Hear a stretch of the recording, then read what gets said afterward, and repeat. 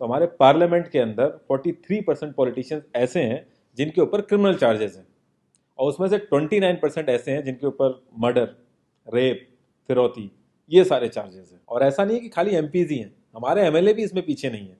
अगर मैं 2015 दिल्ली इलेक्शन की बात करूं तो उसमें 70 में से 43 नेता ऐसे जीत के आए थे जिनके ऊपर क्रिमिनल चार्जेस थे। और अगर करंट की बात करें तो 37 एमएलए ऐसे हैं जिनके ऊपर क्रिमिनल चार्जेस हैं। और ये ऐसा नहीं है कि किसी ने आरोप लगा दिया या एफआईआर है, ये वो चार्जेस हैं जो सुप्रीम कोर्ट के अंदर फ्रेम हो चुके हैं। मतलब पुलिस गई है वहां पे, उसको एविडेंस कंफर्म हुए हैं, आई विटनेसेस मिले हैं, ये वो चार्जेस हैं। ये प्रॉब्लम तो बहुत ही छोटी सी है कि पार्टीज क्रिमिनल्स को टिकट ना दें और लोग क्रिमिनल्स को वोट ना दें। लेकिन इस छोटी सी प्रॉब्लम के लिए 1999 से लड़ाई चल रही है और अभी तक इसका सॉल्यूशन नहीं हुआ है।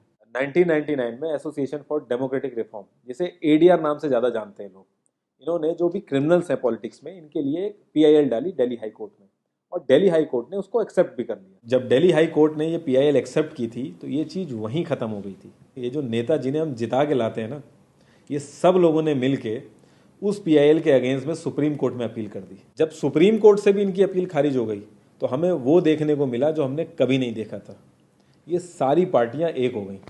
जब हमारे देश की सिक्योरिटी की बात आती है, उरी अटैक हो गया, बालाकोट हो गया, या हमले वाली सिचुएशन बनती है, तब भी ये पार्टियां एक नहीं होती। लेकिन इस चीज़ के लिए ये सारी पार्टियां एक हो गई थी, और ये सारी चीज़ें एक ही जगह आके फंस जाती हैं। इंडिया के कानून के हिसाब से जब तक किसी भी आदमी के ऊपर फाइनल जजमेंट नहीं आता तब तक वो बेकसूर है, और उसी चीज़ का फायदा उठता है। अगर कोई आईएएस पीसीएस की तैयारी कर रहा है और उसके ऊपर क्रिमिनल चार्जेस हैं तो उसे ऑफर लेटर नहीं मिलेगा। यहाँ तक कि क्लर्क की जॉब के लिए उसको दिक्कत आ जाएगी। लाखों कैदी ऐसे हैं जिन पर अभी जजमेंट नहीं आया है, जो अंडर ट्रायल है, उनको जेल में डाल रखा है। तो ये सारी चीज़ें जो एप्लीकेबल होती हैं सिर्फ पॉलिटिशियंस के लिए होती हैं, बाकी किसी के लिए नहीं। इतने बड़े सांसदीय क्षेत्र में पार्टियों के लिए इतना मुश्किल हो जा रहा है ऐसा कैंडिडेट ढूंढना जिसका कोई क्रिमिनल रिकॉर्ड ना हो। एडीआर की रिसर्च के हिसाब से क्रिमिनल कैंडिडेट के चांसेस 3 गुना ज्यादा होते हैं जीतने के क्लीन कैंडिडेट के मुकाबले। एक क्रिमिनल कैंडिडेट मनी और मसल पावर का परफेक्ट कॉम्बो बन जाता है। पार्टी के लिए फंडिंग इकट्ठी करनी हो, self financing, black money, campaigning के लिए फाइनेंस इकट्ठा करना हो, हर एक चीज में माहिर होते हैं। इसलिए पॉलिटिकल पार्टीज की ये पहली पसंद बन जाती। पहले लोग इतनी डिमांड में नहीं थे, पहले वही भीड़ इकट्ठी करना, बूथ कैप्चरिंग, इन्हीं सब चीज़ों तक ये लोग लिमिटेड थे। लेकिन ये जैसे जैसे इनकी वर्सेटैलिटी बढ़ती गई, ये पॉलिटिकल पार्टीज की पहली पसंद बनते गए। यार पार्टीज की मजबूरी तो समझ में आती है, लेकिन कास्ट और सिस्टम फेलियर की वजह से लोगों की भी मजबूरी बन जाती है इनको वोट देना। आज की डेट में यार एफआईआर करने के लिए भी आपको जुगाड़ की जरूरत होती है, लेकिन वहीं अगर आप अपनी कास्ट वाले नेता के पास जाओगे तो आपका काम हो जाएगा, थोड़ा बहुत आपका हिसाब किताब देखेगा, आपका काम कर देगा वो। तो ये जो सिस्टम कमजोर है ये मजबूर करता है लोगों को इन लोगों को वोट देने के लिए, और ये लोग पूरा ध्यान रखते हैं कि ये सिस्टम कभी स्ट्रांग ना हो। अगर तुम क्लोजली ऑब्जर्व करो तो हर नेता यही तो समझाने की कोशिश कर रहा है कि सिस्टम सारा खराब है, सिस्टम में ये कमियां हैं, और मैं तुम्हें इस सिस्टम से बचा लूंगा। और गरीबों के हक के लिए लड़ते लड़ते लड़ते वो खुद अमीर हो जाता है। यार जीतने का एक सुपर हिट फॉर्मूला है, एक एरिया डिसाइड करो, उस एरिया की कास्ट कैलकुलेशन कर लो, जो कास्ट मेजोरिटी में है उसका रॉबिन हुड टाइप या एक बाहुबली टाइप एक नेता खड़ा कर दो। जो सिस्टम काम नहीं कर पा रहा है वो काम तुम करने लगो, लोग तुम्हें वोट देने लगेंगे। इन केस अगर कोई ज़्यादा होशियार बन रहा है या लोगों में ज़्यादा समझ आ गई है तो एक छोटा सा दंगा करा दो, लोगों की मजबूरी बन जाएगा तुम्हें वोट करना। Centre for media studies CMS, इसके हिसाब से लास्ट लोकसभा जो 2019 का था उसमें 50,000 करोड़ से भी ज़्यादा पैसा इन्वॉल्व था। पूरे वर्ल्ड में इंडिया सबसे ज़्यादा पैसा खर्च करता है इलेक्शन में, यूएसए से भी ज़्यादा। तो यार तुम्हें क्या लगता है इतना पैसा खर्च करके कोई जब आएगा तो वो रिटर्न ऑफ इन्वेस्टमेंट नहीं देखेगा? ऐसे ये सारी पार्टीज आपस में कितना लड़ती रहती हैं, कितने वैचारिक मतभेद हैं इनके आपस में, लेकिन जब भी ट्रांसपेरेंसी इन पार्टी फंडिंग की बात आती है ये सब लोग एक जैसा राग अलापते हैं। ये लोग कभी भी पार्टी फंडिंग में ट्रांसपेरेंसी आने ही नहीं देंगे।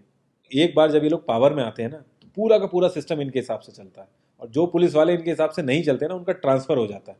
144 पुलिस ऑफिसर्स 1 लाख लोगों की सिक्योरिटी देख रहे हैं, और जब हमारे नेताओं की बात आती है तो 47,000 पुलिस वाले 14,842 नेताओं को सिक्योरिटी दे रहे हैं।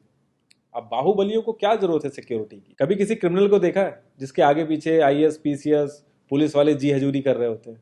बहुत ही वर्स्ट सीन होता है वो। हर साल रिपोर्ट्स आती हैं कि 75% से भी ज्यादा लोगों को पुलिस पे भरोसा ही नहीं है। इंडिया एक लौती ऐसी जगह है जहां पे पुलिस को देख के इंसान सेफ फील करने की बजाय डरता है। एक 15 साल के बच्चे तक को पता है कि आईपीएल में सट्टा लगाने के लिए किसके पास जाना है, लेकिन हमारी पुलिस को नहीं पता। और ये सारा सिस्टम, ये जो वीक सिस्टम है, हमारे नेताओं को बहुत सूट करता है, क्योंकि जिस दिन ये स्ट्रांग हो गया तो इन सब की दुकानें बंद हो जाएंगी। इंडिया की 65% आबादी 35 की एज से नीचे है। जो हमारा लोकसभा है उसकी एवरेज एज है 54 और राज्यसभा की एज 63.5 है। एक दो केस अगर छोड़ दें तो आम आदमी के लिए पॉलिटिक्स में घुसने का रास्ता नहीं है। अगर आप गूगल पे सर्च करोगे ना टॉप 10 यंग पॉलिटिशियंस, तो एक भी नाम उसमें ऐसा नहीं होगा जिसका कोई फैमिली से पॉलिटिकल कनेक्शन ना हो। आज़ादी के बाद से 0.5% से भी कम पॉलिटिशियंस ने अपने बच्चों को आर्मी में भेजा है। वहां नहीं भेजते ये लोग। हम लोग इनसे मैनिफेस्टो में डिमांड ही कहाँ करते हैं। हम तो बस रिलीजियस मुद्दे देखते हैं मैनिफेस्टो में और खुश हो जाते हैं। इंडिया ने ब्रिटिश पार्लियामेंट्री सिस्टम अडेप्ट किया और उसमें एक बहुत ही इंपॉर्टेंट चीज़ है शेडो कैबिनेट, वो हमने छोड़ दी। इसके बारे में बहुत ही कम लोगों को पता है और ये लोग हमें पता लगने भी नहीं देते। तो इसमें होता यह है कि अगर मैं फाइनेंस मिनिस्ट्री का ही एग्जाम्पल लूँ तो जो भी रूलिंग पार्टी का फाइनेंस मिनिस्टर है उसके पैरेलली एक ऑपोजिशन का भी फाइनेंस मिनिस्टर असाइन हो जाएगा और जो रूलिंग पार्टी का फाइनेंस मिनिस्टर है उसकी एक्टिविटीज़ को ऑपोजिशन का फाइनेंस मिनिस्टर लोगों तक पहुंचाएगा। और इसी तरीके से हर डिपार्टमेंट में होता है और लोगों के लिए बड़ा बेनिफिशियल रहता है ये। क्योंकि एक छोटे से छोटे काम के लिए हमारे इंडिया में बहुत सारी मिनिस्ट्री इन्वॉल्व रहती हैं, तो एक्चुअल में किस नेता की गलती है पता ही नहीं चल पाता है। इस तरीके के बहुत सारे कॉन्सेप्ट हैं जो हम लोगों को पार्टी से मैनिफेस्टो में डिमांड करने चाहिए, क्योंकि हम लोग तो हमेशा मंदिरों और मस्जिदों के लिए ही लड़ते हैं। ये सारी चीज़ें एकदम से तो सही हो नहीं जाएंगी, लेकिन एक चीज़ हमारे हाथ में है कि यार हम कम से कम किसी क्रिमिनल को तो वोट ना दें।